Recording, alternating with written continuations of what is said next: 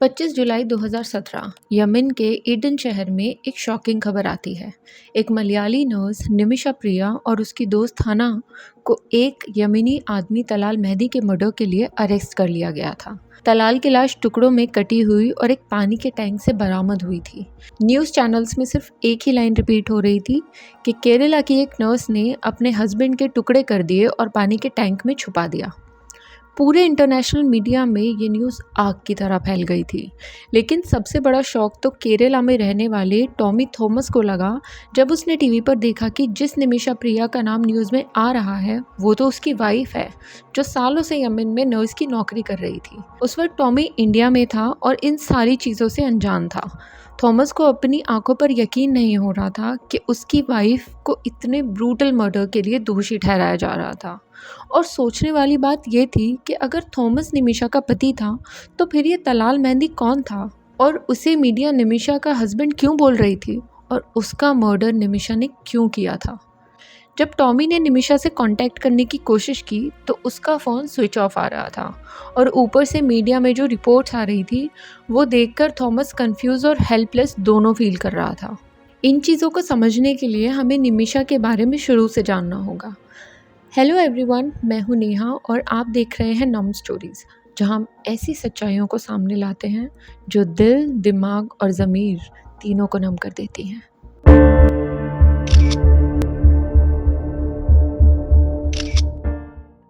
निमिषा प्रिया केरला के एक पलाक्कड़ ज़िले में एक गरीब परिवार में पैदा हुई थी। माँ बाप डेली वेज लेबरर्स थे, लेकिन निमिषा के सपने बड़े थे। स्मार्ट और फोकस निमिषा को स्कूल एजुकेशन और नर्सिंग डिप्लोमा के लिए लोकल चर्च ने सपोर्ट भी किया था, लेकिन केरला में नर्सिंग जॉब मिलना मुश्किल हो रहा था और वो अपने नर्सिंग एग्ज़ाम्स भी क्लियर नहीं कर पा रही थी। इसलिए निमिषा जब 19 साल की हुई तो उन्होंने थोड़ी रिसर्च के बाद एक बड़ा डिसीजन लिया। 2008 में वो अपने सपने पूरे करने के लिए यमन चली गई। यमन जाने से पहले उन्होंने अपनी मम्मी से कहा था कि उनके बुरे दिन अब जल्दी ही ख़त्म हो जाएंगे। वहाँ उन्हें सना के गवर्नमेंट हॉस्पिटल में नर्स की जॉब मिल गई। जॉब अच्छी चल रही थी, पैसा भी ठीक ठाक आने लगा था और घर की फाइनेंशियल कंडीशंस भी बेटर होने लगी थी। फिर 2011 में निमिषा की फैमिली ने उसकी शादी तय कर दी। निमिषा टेम्परेरीली इंडिया आई और इडुक्की के टॉमी थॉमस से उनकी शादी हो गई।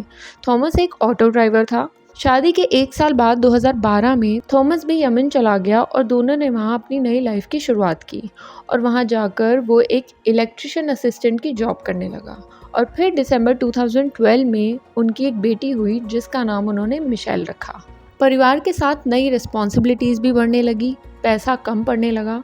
थॉमस जो एक इलेक्ट्रिशियन असिस्टेंट की जॉब करता था, उसकी इनकम इतनी नहीं थी कि वो यमन जैसे महंगाई भरे मुल्क में फैमिली संभाल सके, और इसी वजह से अप्रैल 2014 में वो अपनी 2.5 साल की बेटी मिशेल के साथ वापस केरला लौट आया और यहाँ आकर ऑटो रिक्शा चलाने लगा।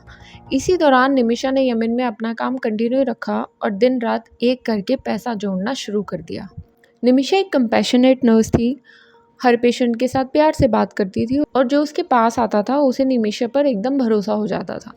स्टाफ भी उसे काफ़ी पसंद करता था।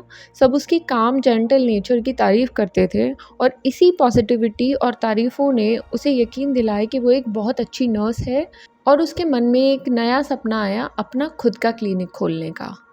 उसने यह आइडिया थॉमस के साथ शेयर किया। थॉमस भी सुनकर बहुत खुश हुआ और उसको सपोर्ट किया और बोला कि तू कर सकती है, बस ध्यान से कदम उठाना। लेकिन ये काम इतना आसान भी नहीं था, किसी और देश में अपना खुद का क्लिनिक खोलना। यमन का लॉ कहता है कि किसी भी फॉरेनर को बिजनेस खोलने के लिए एक लोकल यमनी सिटीज़न का पार्टनर होना ज़रूरी है। निमिषा ने सोचा तलाल मेहंदी इसके लिए ठीक रहेगा। तलाल की एक कपड़ों की दुकान थी, वो भी हॉस्पिटल के पास ही में जहाँ निमिषा जॉब करती थी।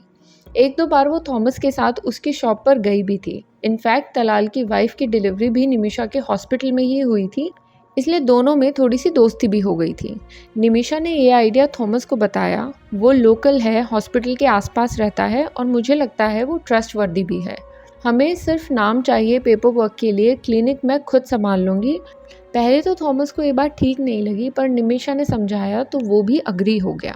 लेकिन बात तब बिगड़ गई जब निमिषा के बॉस अब्दुल लतीफ़ को क्लिनिक के प्लान के बारे में पता चल गया। उसकी निमिषा से इस बात पर काफ़ी झगड़ा हुआ, लेकिन बाद में जब निमिषा ने पूरी बात कामली समझाई तो अब्दुल लतीफ़ खुद ही 33% शेयर के बदले क्लिनिक में पैसे इन्वेस्ट करने के लिए तैयार हो गया, क्योंकि उसको खुद ही निमिषा के काम पर बहुत भरोसा था। और इंडिया में थॉमस ने भी अपने फ्रेंड्स और रिलेटिव से लगभग 18 लाख रुपए उधार ले लिए थे ताकि पूरा सेटअप किया जा सके। अब सब कुछ रेडी था, फंडिंग भी, लीगल बैकअप भी, इसलिए निमिषा ने तलाल को मना किया कि अब उसे फंडिंग नहीं चाहिए और ना ही उसे लाइसेंस की ज़रूरत है। सारा अरेंजमेंट हो गया है, लेकिन दोनों की दोस्ती हो गई थी तो तलाल ने क्लिनिक सेट करने में निमिषा की हेल्प की। क्लिनिक सेटअप का काम स्मूथली चल रहा था और तलाल निमिषा और थॉमस के साथ एक फैमिली मेम्बर जैसा बिहेव करने लगा था। वो दोनों भी अब उस पर पूरा ट्रस्ट करने लगे थे। वो थॉमस को बार बार क्लिनिक की फ़ोटोज़ भेजता रहता था और दिखाता रहता था कि काम बहुत अच्छा चल रहा है। उन्होंने उसका नाम अल अमन मेडिकल क्लिनिक रखा था। फाइनली 2014 में थॉमस और निमिषा का सपना पूरा हो गया और क्लिनिक ओपन होने के बाद ही हर दिन $1000 के आसपास कमाने लगा। फिर जनवरी 2015 में निमिषा केरला आई अपनी बेटी के बैप्टिज्म के लिए। उसके साथ साथ तलाल भी इंडिया आया था। थॉमस तलाल को देखकर काफ़ी खुश हुआ और उसने उसको बहुत अप्रिशिएट किया उसकी वाइफ की हेल्प करने के लिए। तलाल थॉमस के घर ही रुका और दोनों साथ में काफ़ी घूमे भी।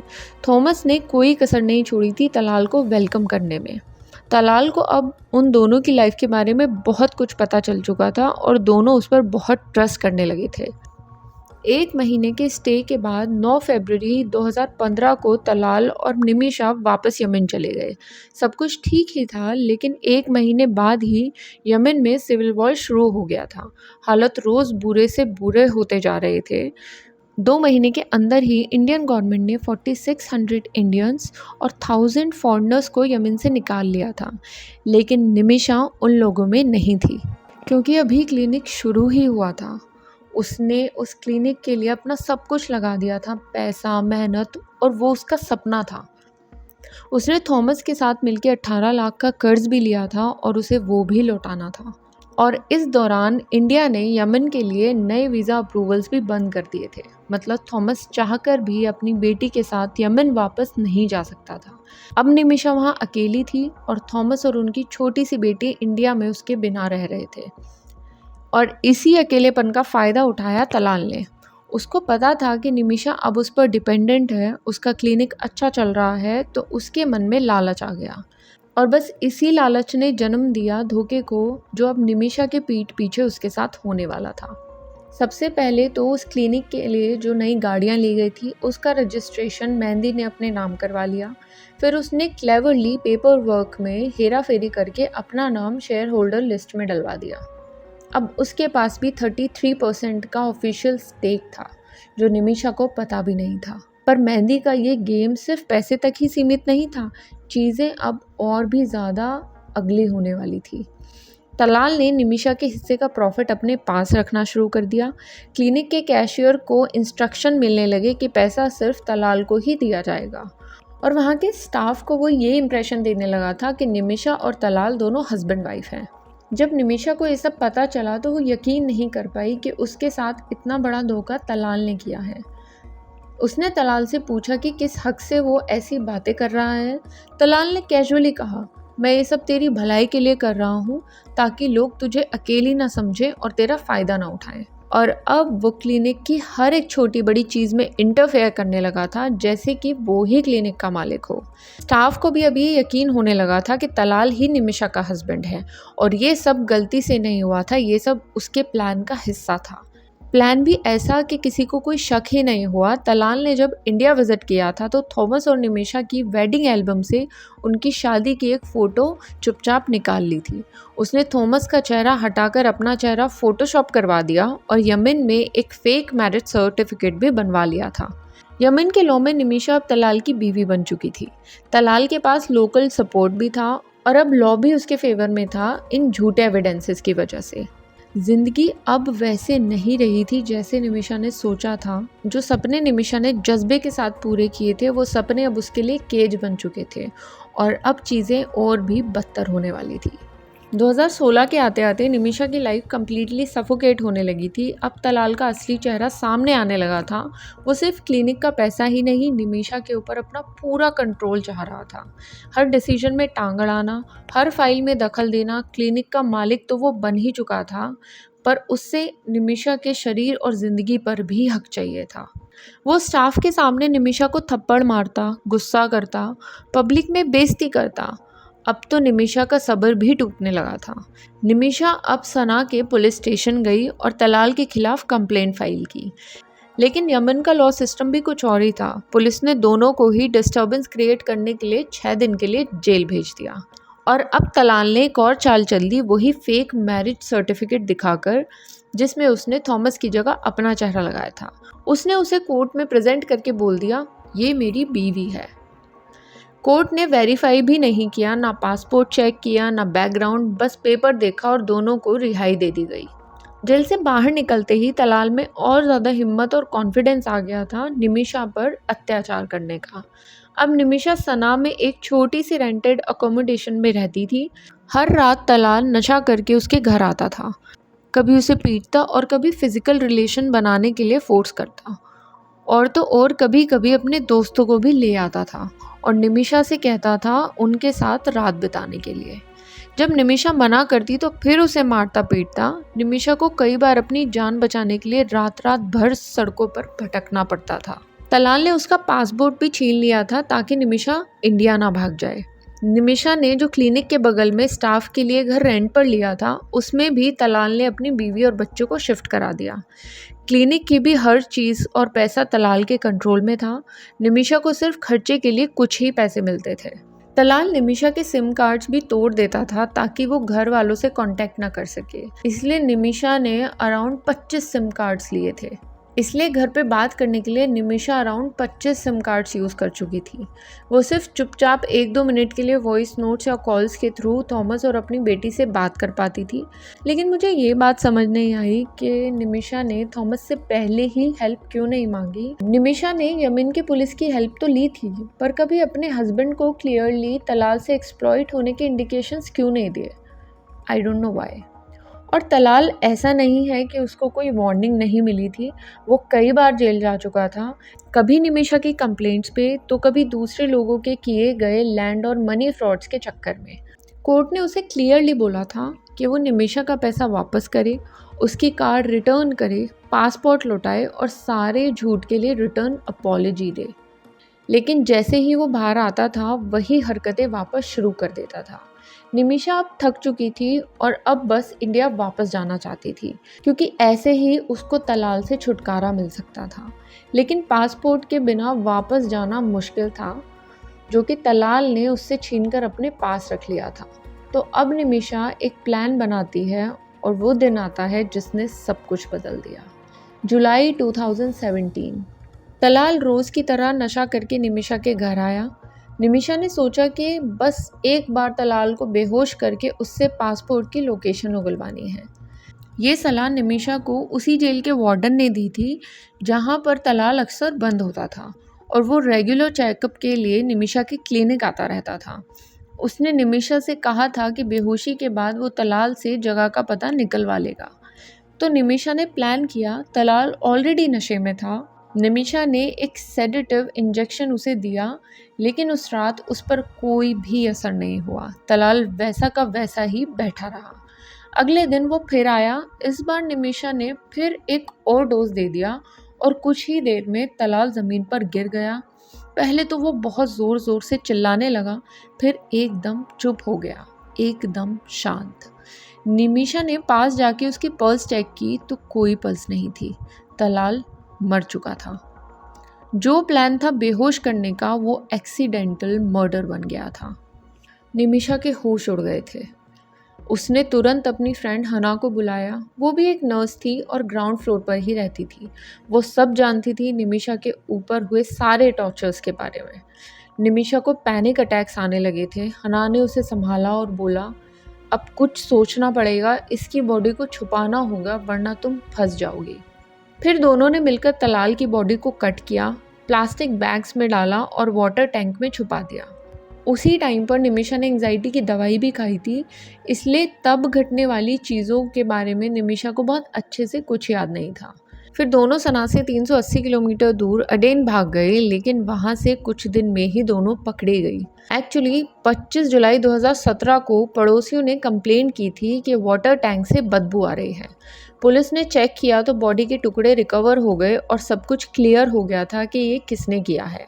निमिषा और हना दोनों अरेस्ट हो गए और मीडिया में एक मर्डरर वाइफ की बातें सर्कुलेट होने लगी और न्यूज़ सेंसेशन बन गई। फैमिली का साथ भी निमिषा के पास नहीं था, लेकिन एक बार उसको फ़ोन मिला जिससे वो थॉमस से बात कर पाई थी। जेल में होने के वक्त निमिषा को वहाँ से कोई भी हेल्प या एडवाइस नहीं मिली थी। लीगल एड तो दूर की बात है, उसे समझने के लिए कोई ट्रांसलेटर तक भी नहीं दिया गया था। सारी investigation reports, chargesheets, court files Arabic में थी और निमिषा हर पेपर पर साइन करती जा रही थी बिना समझे कि इसमें क्या लिखा है। और जो उसे बाद में अपील के लिए लॉयर मिला वो भी एक जूनियर एडवोकेट था जो अपील तक ठीक से नहीं कर पाया था। निमिषा ने खुद ही अपनी चीज़ें कोर्ट के सामने रखी। उसने जज से कहा कि तलाल ने एक फेक मैरिज सर्टिफिकेट बनवाकर सब जगह मुझे धोखे से अपनी बीवी डिक्लेयर कर दिया था। आप चीज़ों को आसानी से वेरीफाई कर सकते हैं। सर्टिफिकेट पे जो नाम है वो एक मुस्लिम नाम है और मेरा एक हिंदू नाम है। आप सारी चीज़ें मेरे इंडियन पासपोर्ट से मैच कर सकते हैं और सच का पता लगा सकते हैं। लेकिन जज ने कुछ भी क्रॉस चेक नहीं किया। उसने नेबर से भी पूछने के लिए कहा कि दलाल उसे कितना मारता पीटता था।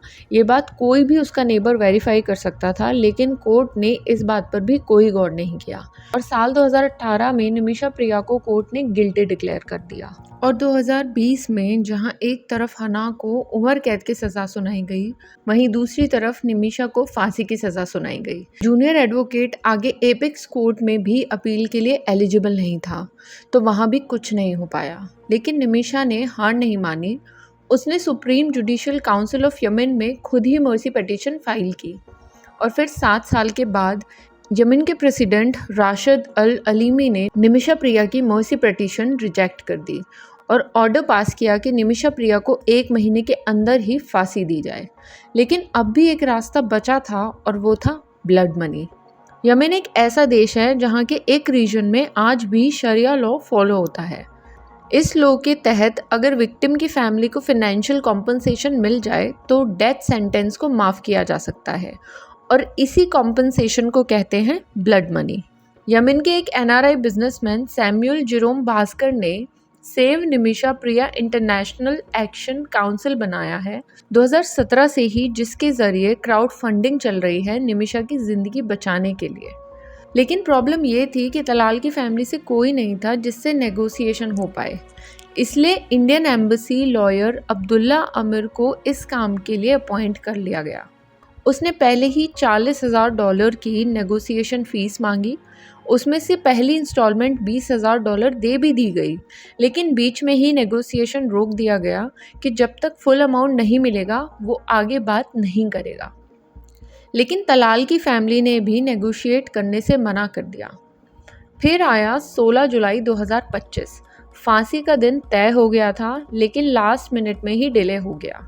कोई जुडिशियल इंटरवेंशन नहीं, बल्कि इंटेंस डिप्लोमेटिक पुश और रिलीजियस मेडिएशन की वजह से। केरला के प्रोमिनेंट सुन्नी लीडर कांथापुरम एबो बेकर मुस्लियार ने यमन के टॉप इस्लामिक क्लरिक से डायरेक्ट कांटेक्ट बनाया। उन्होंने शेख हबीब उमर जैसे यमनी क्लरिक्स को इन्वॉल्व करके तलाल की फैमिली पर सॉफ्ट इन्फ्लुएंस बनाने की कोशिश की। ये रिलीजियस लेवल का प्रेशर एग्जीक्यूशन डिले करने का एक मेजर रीज़न बना।